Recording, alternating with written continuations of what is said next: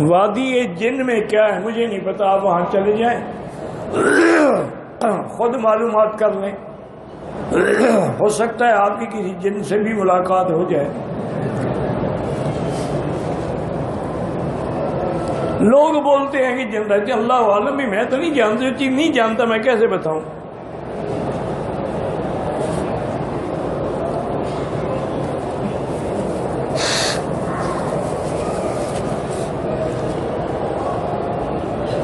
صلاۃ تسبیح پڑھنا جو ہے بالکل ٹھیک ہے، ضعیف روایت ہے، لیکن فضائل میں ضعیف روایت پر بھی علماء عمل کرتے ہیں۔ اللہ توفیق دے، پڑھیں، ورنہ ضروری بھی نہیں ہے۔ ایک محرم نے حل کرانے سے قبل سلے ہوئے کپڑے پہن لیے۔ مرد نے احرام کی حالت میں سلا ہوا کپڑا ایک دن یا ایک رات کامل پہنا تو دم واجب ہے، اس سے کم میں 1 گھنٹہ پہنا تو نصف صدقہ ہے، اور گھنٹے سے کم میں 1 مٹھی گندم ہے۔ حلق سے پہلے ہمارے پتہ ہے بخار کی حالت میں حلق سے پہلے رات کے 1 بجے اگلی صبح 8 بجے تک سلے ہوئے کپڑے پہنے، تو آپ نے خود تو مسئلہ لکھا ہے، دم پڑ گئی۔ آپ نے آگے معلم الحجاج کا حوالہ بھی دیا ہے، جب پڑھ چکے ہیں بات ختم ہو گئی۔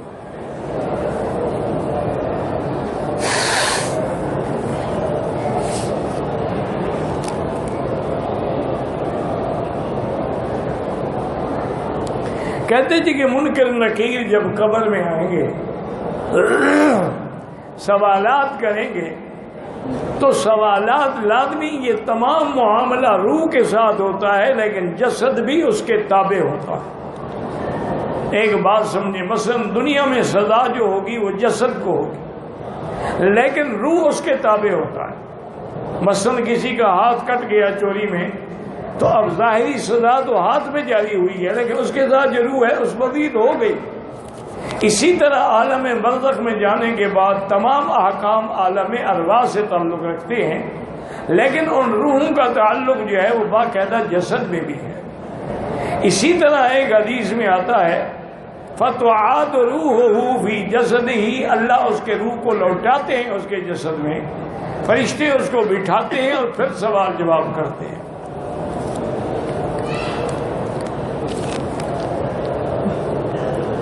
حالت احرام میں سگریٹ پیتا ہے، عمرہ تو ہو جائے گا لیکن بہت بڑا گناہ ہے، توبہ کرو۔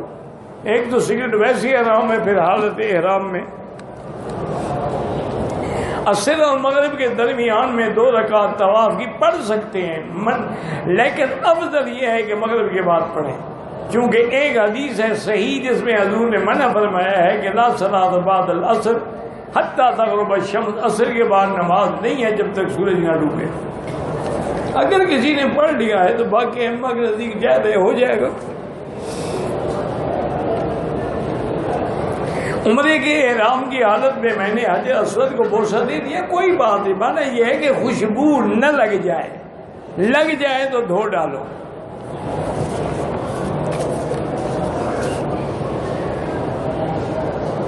کمپنی میں کام کرتا ہوں، پاکستان گیا، واپس مکہ مکرمہ آیا، پاکستان سے عمرے کی نیت بھی نہیں کی، احرام بھی نہیں باندھا، کام پر چلے گئے، عمرے کی نیت نہ کرنے سے میقات کے حدود سے گزر گئے۔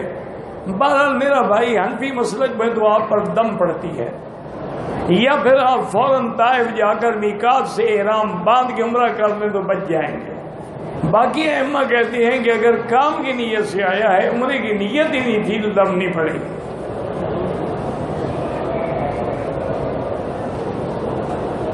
اگر ایک حاجی کو دم پڑ گئی ہے، ابھی تک اس نے دم ادا نہیں کی، تو بیوی سے مل سکتا ہے؟ کیوں نہیں مل سکتا؟ مل سکتا ہے، چاہے دم سال کے بعد بھی ادا کرے۔ اپنے ملک سے جا کر بھی کسی کو بھیج کے دم کرا دے تو ہو سکتا ہے، کوئی بڑی بات نہیں۔ بیوی تو اس وقت منع ہے جب حج میں طواف زیارت نہ کیا ہو، عمرے سے تو اس کا کوئی تعلق نہیں۔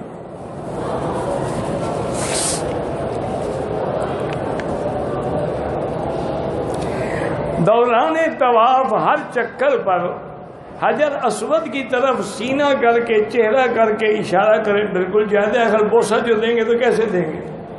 تو یہ اشارہ بھی تو بوسے کے قائم مقام ہے.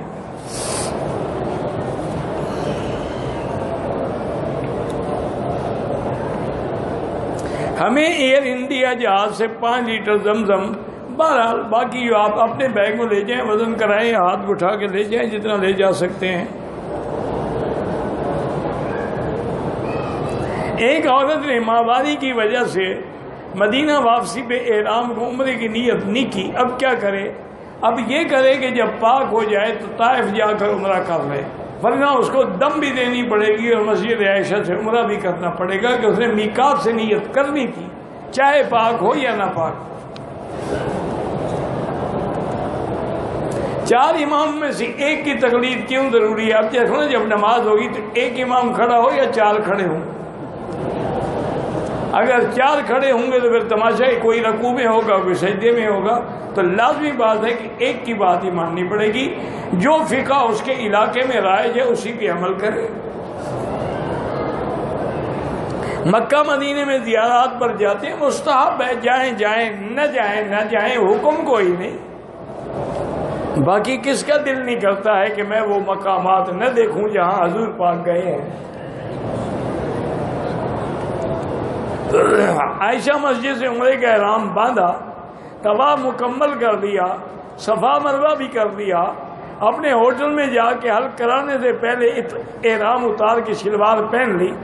بعد میں حلق کتنی دیر پہن لی؟ اگر تھوڑی دیر ہے تو صدقہ کر دو. غیر مسلم بھی اگر محتاج ہے تو خیرات دے سکتے ہیں. حضور پاک نے جب ابو سفیان آئے تھے مکہ مدینہ منورہ آپ سے مدد لینے کے لیے، آپ نے فرمایا، حکم دیا تھا کہ ان کو غلہ وغیرہ جو دے سکتے ہو دے دو. حرم میں بھی نمازی کے آگے نہ گزرے. حرم میں غیر مسلم کا داخلہ منع ہے. فلسفہ کیا ہے؟ جو خدا کو نہ مانے، خدا کے گھر میں آنے کا کیا مطلب؟ وہ بھی تو اپنے جو ان کے خاص معابد مراکز ہیں اس میں کسی مسلمان کو نہیں آنے دیتے.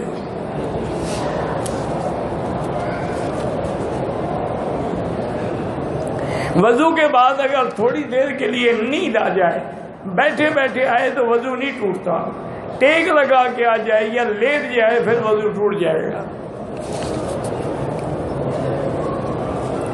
اگر عشاء کی نماز میں وتر پڑھتے ہوئے دعائے قنوت نہ آتی ہو تو پھر جو بھی تسبیح یاد ہے، سبحان اللہ الحمد، وہ پڑھتے رہیں اور دعائے قنوت یاد کرنے کی کوشش بھی کرو.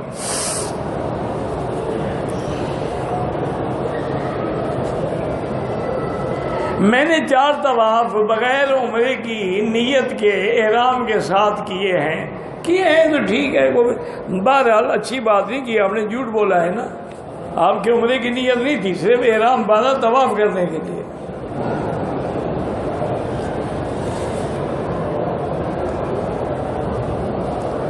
میرے بھائی حافظ محمد رمضان، اللہ شفا عطا فرمائے، بیمار ہیں. اللہ ہر بیمار کو شفا عطا فرما.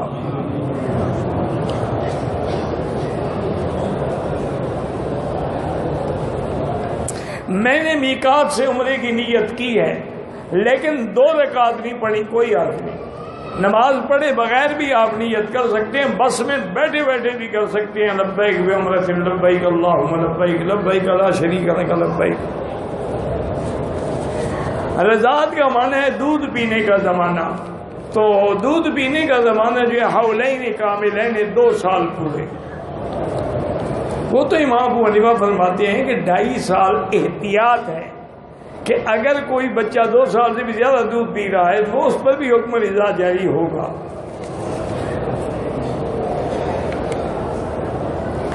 ایک ہفتے میں دوسری مرتبہ عمرہ کیا، حلق کرایا، مناسب ہے، بالکل حلق کرائیں گے.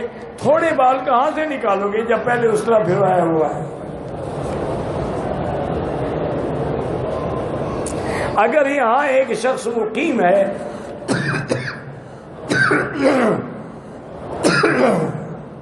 وہ میقات میں گیا ہے تو لازمی بات ہے کہ واپسی پر اس کو بھی احرام باندھنا ہوگا. نماز جنازہ کا سلام ایک طرف بھی جائز ہے، 2 طرف بھی جائز ہے. لیکن جو دو طرف پھیرتے ہیں لازمی بات ہے جتنے کلمات زیادہ ہوں گے ثواب بھی زیادہ ہوگا.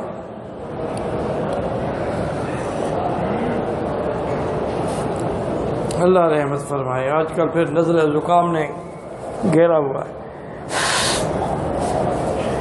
انا للہ و انا الیہ راجعون. رشتہ داروں یا بھائیوں کے لیے ایک عمرہ ہوتا ہے. یہ نہیں کہ سارے رشتہ دار ایک عمرے میں آ گئے.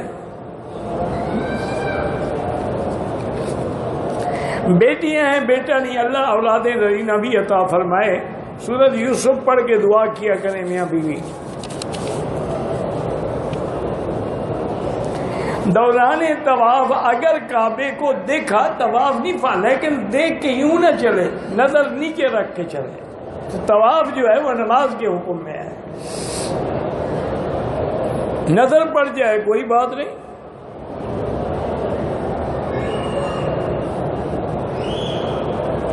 اگر احرام باندھا ہوا ہے اور غلطی یا بھول سے کپڑا جو ہے الحمدللہ منہ پر لگ جائے کوئی بات نہیں.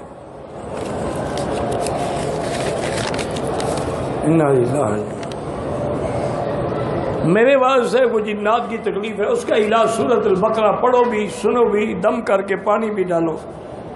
اس کے علاوہ اور کوئی علاج نہیں ہے. جنات کے لیے سورۃ البقرہ سے بڑی نعمت کوئی نہیں.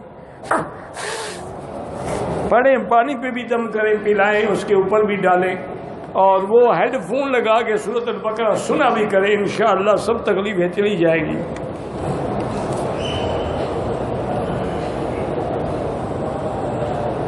رسمیں پتہ نہیں کیا ہے. رسمیں طہر کیا رسمیں طہر پتہ نہیں کیا ہوتا ہے, مجھے نہیں پتا بھائی. حضرت علی مکے میں پیدا ہوئے تھے. 1 لاکھ کا ثواب جو ہے وہ پورے حدود حرم میں ہے. جن بچوں کی لڑکوں کی اولاد نہیں ہے سورۃ یوسف پڑھ کے دعا کریں. ہم اگر مسجد عائشہ سے دوسرا عمرہ باندھ کے عمرہ بالکل کر سکتے ہیں. 100 عمرہ کریں, نفلی عبادت ہے. حرم کے باہر مسجد عائشہ سے یا جیرانہ سے یا عرفات سے جہاں سے مرضی آئے احرام باندھ کے عمرہ کرو. سوتے وقت کلمہ پڑھ سکتے, پڑھنا چاہیے. اللہ کا ذکر کرنا چاہیے. آیت الکرسی پڑھنی چاہیے. جو لوگ فوت ہو گئے اگر زندہ ہیں معذور ہیں ان کے لیے بھی ہو سکتا ہے. طائف اگر زیارت کے لیے جائیں واپسی پہ احرام لازمی ہے کیونکہ طائف میقات ہے. اگر عورتیں مسجد الحرام میں یا مسجد نبوی میں موجود ہیں تو جنازہ پڑھ سکتی ہیں. فرض نماز پڑھ سکتی ہیں, جنازہ کیوں نہیں پڑھ سکتی؟ وہ تو یہ ہے کہ جنازے کے لیے عورت کو آنا منع ہے. یہ نہیں کہ بیٹھی ہو تب بھی نہ پڑھے.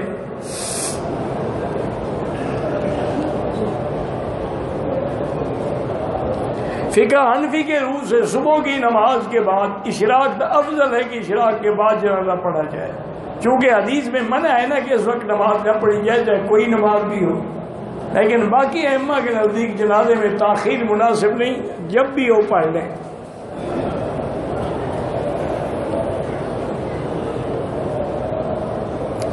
اگر موبائل کمپنی سے ہم بیلنس لیتے ہیں ادھار پہ, واپسی پہ وہ 3 روپے زیادہ لیتے ہیں, سود ہے, حرام ہے.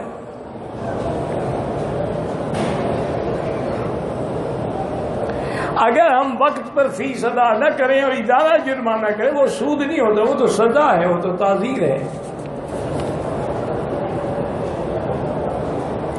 کہتے جی تبلیغی جماعت کے لیے جنہوں نے کتابیں لکھی ہیں حضرت مولانا زکریا صاحب کون ہیں, وہ کتابیں پڑھ لو, اسی میں سب لکھا ہوا ہے.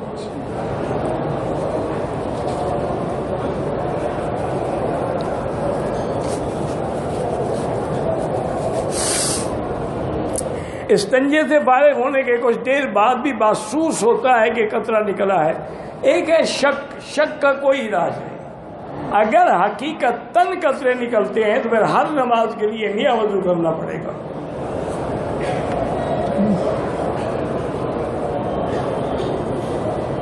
اگر شلوار کا حصہ جو ہے وہ لمبا ہے، بہرحال ٹخنوں سے جو زیادہ ہے اس کو کاٹنے کی ضرورت نہیں کہ خراب کریں، کسی لمبے قد والے کو دے دیں۔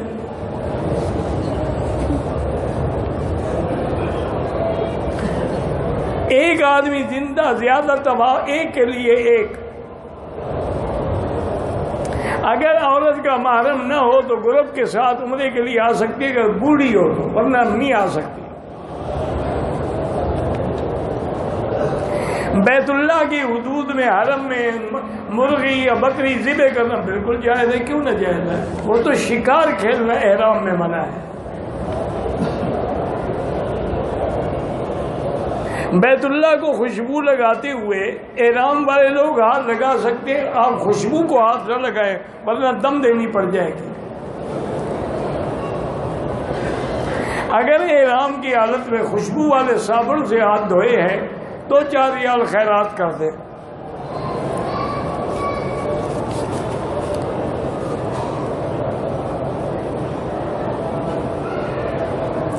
اگر حرم میں آتے دیر ہو گئی، حرم کے دروازے کے باہر نماز پڑھی، وہ بھی انشاءاللہ 1 کا لاکھ ملے گا، لیکن اکیلے پڑھو گے تو مسافر و قصر پڑھو گے، اور جماعت کے ساتھ پڑھو گے تو امام کے تابع ہوں گے۔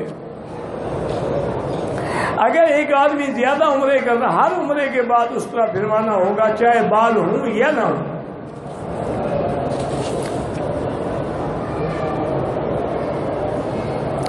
ایک عمرے میں ہم نے احرام باندھا، عمرہ کیا، طواف کیا، صفا مروہ دوڑے، ابھی حلق نہیں کرائی گئے، ایک اور طواف کر لیا، کوئی حرج نہیں۔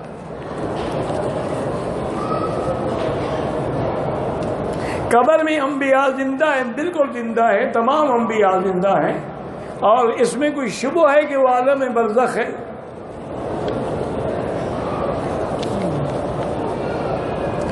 اگر ایک آدمی نے جیرانہ سے احرام باندھا ہے، غسل نہیں کیا، وضو کر کے احرام باندھا، ٹھیک ہے، بالکل جائز ہے۔ ایک آدمی نے عمرے کی نیت کے بعد احرام باندھا، طواف بھی کیا، صفا مروہ نہیں کیا، احرام اتار لیا، سر میں منڈوا لیا، اب دم پڑ گئی، 1 بکری دم ادا کرے۔ اگر احرام کی حالت میں ناک کا 1 بال نکال لیا، کچھ بھی نہیں ہوتا۔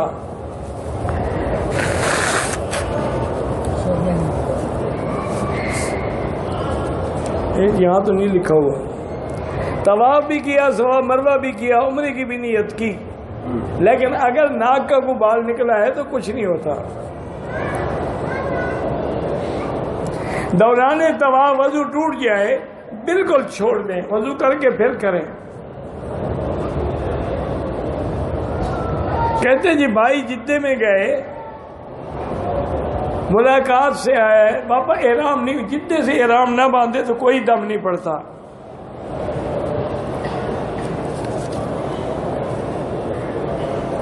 اگر روضہ مبارک پہ جا کے مواجہ شریف میں کھڑے ہو کے صلاۃ و سلام پڑھیں تو ایک حدیث مبارک میں ہے کہ جو دور سے پڑھا جاتا ہے درود شریف وہ فرشتے پہنچاتے ہیں، اور جو سامنے آگے پڑھا جائے وہ میں خود سنتا ہوں۔ امام صاحب پیچھے ہوتے ہیں جنازے میں، آگے ان کے رکاوٹ ہے۔ الحمدللہ علی